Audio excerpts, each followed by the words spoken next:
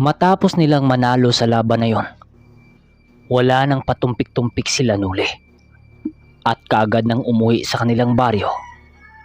Kapag kasama nila ang mga barkada nilang walang kakayahang lumaban sa mga nilalang, maaring tatambang sa kanila, ay hanggat maaari, hindi sila nagpapagabi sa daan. Pagdating nila sa baryo, kung nasaan sila Manong Duming, kaagad naman nilang sinabi dito ang mga naganap. Minabuti din nila Nuling doon na patulugin sila Lito at Guyo upang makaiwas na din sa hindi inaasahang pangyayari. Pagdating nila Mang Carpio, agad din naman itong nagtatanong kung ano ang nangyari sa kanilang lakad. Maging si Manong Duming ay nagulat din sa mga sinalaysay nila Nuli nang makaharap nila ang iilang galamay ni Ignacio. Sa paglalim ng gabi, doon na nga naunawaan ni Manong Duming at Mang Carpio ang lahat ng mga nangyayari. Sila Diego naman at Ampong, tanging pakikinig lamang ang nagawa sa maaring gagawin nilang plano. Hindi kasi inaasahang merong ganong mangkukulam ang pamilya na si Enrico. Akala ko'y isang ordinaryong mangkukulam lamang ito dahil sa mahina niyang abilidad. Pero kahit ano ang ating pagsisisi sa mga nangyari noong mga nakaraan, hindi na natin ito maibabalik. Mas mainam na harapin na lang natin ito ng buong tapang, ang mga nangyari na bunga ng nakaraan. Wika ni Manong Duming. Habang sila'y nag-uusap, bumuo sila ng plano upang maproteksyonan ang buong lugar na pinaglalagyan ng mga tauhan niya. Maging ang mga manukan niya ay maaring magpakalat ng salot ang mga kalaban upang mamiste sa buong mga alaga nila Nuli. Nang makagawa na sila ng plano, doon na isinagawa nila Nuli ang planong kanilang gagawin. Una nilang inikuta ng pangontra ang kubo nila Ambong at ang buo nilang manukan upang hindi ito basta-basta mapasok ng mga nilalang. Nangako na rin sila Danilong tutulong sa laban kahit ito'y itatanggi pa ni Nuli. Diego, Ampong, kayo Guyo, Lito, huwag na kayong sumali sa labanan kung sakaling lulusob dito ngayon ang pangkat ni Ignacio. Magiging delikado ito para sa inyo. Ang gawin nyo, bantayan nyo ang mga pinto sa bawat parte ng bahay na ito. Wika ni Nuli sa mga kasama niya. Ngunit inabot na lamang sila ng madaling araw kakahintay sa mga kalaban. Pero nakapagtatakang walang dumating. Napag-isip-isip noon nila Nuli na baka hindi yun ang tamang oras upang sumalakay ang mga aswang sa kanilang lugar. Pagsapit ng umaga, kanya-kanya silang kumilos para tulungan ang mga tauhan ni Nuli sa mga manok nilang pakakainin ng umagang yon. Ngunit pagsapit ng alas 9 ng umaga, sa hindi inaasahan nila Nuli, may dumayo pala sa kanilang baryo na mga panauhing mananabong na galing sa kabilang baryo din. Marami-rami ang mga ito at lahat na nakasama dito purong may dalang mga manok panabong. Makalipas pa ang ilang minuto, tuluyan na nga nilang napansin ang mga panauhin na patungo sa harapan ng farm ni Nuli. Walang sabi-sabi ay kaagad nila itong nilabas upang salubungin ang kanilang pagdating. Sa paglabas nila Nuli ng entradang pinto ng farm, agaran din naman nilang nasipat ang mga dala-dala nitong mga manok na masasabi mo pinaghandaan talaga ng mga ito ang pagdayo nila ng tupada. Kasakasama nila Nuli noon ang buo niyang pangkat habang nagmamasid sila Danilo ay ang pagharap nila Noli sa mga ito upang makipag-usap dito. Sa ilang minutong pakikiusap nila, doon nila nalaman ang sadya ng mga ito. Balita namin, Ginoo, na malakas daw itong mga manok mo rito sa Altagan. Kaya narito kami upang mapatunayan ang haka-haka ng mga tao. Hindi namin hangad ang malaking pusta. Bagkus ay nais lamang naming subukan ang mga manok mo rito. Kung talagang malalakas nga ba? Huwag nyo sanang ikakasama, Ginoo, ang pagpunta namin rito. Yun kung lalaban kayo. Wika ng isang lalaki. Sige, dahil kayo ang lumapit sa amin, pagbibigyan namin kayo. Nardo, Ambo, magpalabas kayo ng mga tandang na nasa 15 ang piraso. Dalhin niyo sa akin. Wika niya sa mga tauhan niya. Dali-dali namang sumunod ang mga ito sa kanyang mga sinasabi.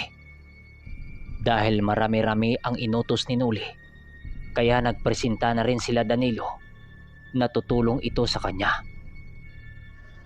Ayon kay Noli, na kahit ordinaryo lamang ang panlabas nitong anyo, pero hindi mapagkakaila ni Noli na halos karamihan sa mga ito ay mga salamangkero at tadtad ng mga basag mutya. Kapag wala kang saktong sumpa para sa pambasag mutya nito, ay talagang magiging abo ang tangan-tangan mo. Sa pagdating nila Danilo, ay ang pagsisimula ng ulutan sa mismong harapan ng farm ni Noli. Dahil sa kapansin-pansin ang biglaang pagkumpulan ng mga tao malapit sa bahay ni Noli, ay ang paglalapitan ng kanilang kababaryo upang makikiisyoso sa mga nangyari. Sa unang arangkadahan, nagpahanda si Noli ng 5 tandang para sa unang lalaban. Pagkuha niya sa mga tandang na galing kila Omar, ay ang pagdidig dito ng mga dayo na animoy bagong-bago ito sa kanilang paningin. Dahil bakas na bakas sa kanilang mukha ang pagkagulat nito. Habang nagkakarap sila Noli at nang makakalaban niya, ay hindi nila lubos na pansin ang pagsasalita ng isa sa mga tauhan niya. Ingat ho kayo, Ginoo. Malalakas ang mga manok nitong amo namin. Malakas? Hindi nyo nga alam ang karga namin eh. Kayo ang mag-iingat. Baka mamaya, kainin nyo ang inyong mga sinasabi. Sagot naman ng kaharap nila. Kasabay ng pagsasalita nito, ay ang pag-usal nito sabay ihip sa kanyang manok. Biglang nagulat itong si Noli, dahil halos kahalintulad ito ng kanyang pamamaraan, at doon niya nakumpirma na ang nagwika sa kanyang tauhan ay isa ring antingirong may gabay sa larangan ng tinatahak nila. Paglalarawan ni Noli sa gabay nito, isa itong aninong merong buntot na parang sa daga, at mahalintulad ang katawan nito sa isang malaking kalabaw. Matapos itong masilayan ni Noli, ay ang pagporma ni Mang Carpio para bitawan ang una nilang manok. Kaagad nang naghanda noon si Noli upang tulungan si Mang Carpio kung sakaling tatalunin ito ng salamangkero nitong kaharap. Upang madaling matapos ang labanan, binitawan na rin nila Danilo ang isa pang tandang. Kasabay ng binitawan ni Mang Carpio ay ang pagharap ni Noli sa isang salamangkerong may hawak-hawak na tandang. Balit 3 ang sabay nilang binitawan ng mga oras na yon. Sa pagbanggaan ng mga manok na binitawan ni Noli, ay biglang nagulantang ang mga kalaban nang masipat nila ang pagkaputol ng kanang paa nito. Magamat naputulan na ito ng paa, ay ang pag-ilag naman nito sa pangalawang atake nang siyang ikinamangha ng pangkat nila Nuli. Ang dapat kasi, pagapang-gapang na yon, pero sa pagkakataong yon ay hindi yon ang nangyari. Pagpitik ng mga daliri ni Nuli, ang akala ng mga kalaban ay makakailag pa ang kanilang pambato. Pero dahil sa bilis ng manok ni Nuli, nagawa din itong mahuli ng pambato niya. Ang mga kasama noon ng mga salamangkero ay ganoon na lamang ang pagkagulat dahil sa mga pangyayari. Dahil sa kakaibang galaw ng manok ni Nuli, pinili ng mga kalaban na gumamit ng ibang taktika para sa mga susunod na kanilang labang ibibitaw. Maging ang kaharap ni Mang Carpio at Danilo, nasipat niyang pagapang-gapang na sa lupa habang yung isa patay na. Nang mapansin nila Nuli at Danilong gagamit ng ibang pamamaraan ang kalaban, doon nila itinupad ang kanilang plano. Kaagad nagpalipad ng usal si Mang Carpio upang kontrahin ang mga nilalang na maaring tutulong sa mga kalaban. Sa mga susunod na laban nila Nuli, doon napagtanto ng mga kalaban na hindi pala basta-bastang mga sabongero ang kanilang dinayo. Sa 10 nilang binitawang manok, ay kahit ni isa sa mga ito ay walang nanalo, na imposible naman para sa pangkat ng mga kalaban. Sa 5 natitira nilang mga panlaban, ay dito na humingi ng partida ang mga kalaban. Nais nilang dagdagan ng isa pang bulang ang kanilang panlaban, pero kahit anong gawin nila, hindi nila magawang mapatumba kahit ni isa sa mga panlaban ni Nuli. Matapos ang labanang yon, natigil na ang salpukan nang maubos nila ang mga manok ng dayo. Galit na galit noon ang mga itong umalis sa kanilang baryo at nag-iwan pa ng pambabanta ang isa sa mga ito. Kaya pala galit na galit sa inyo si Tandang Ignacio, dahil hindi kayo marunong magbigay ng isang pagkakataon para makabawi ang mga kalaban nyo. Ngayong napatunayan namin ang paghari nyo sa larangang ito, datapig kami sa grupo ni Ignacio upang ubusin ang mga alaga nyo rito. Wika ng isang lalaki na nakatitig kay Mang Carpio. Akala ko ba malakas kayo?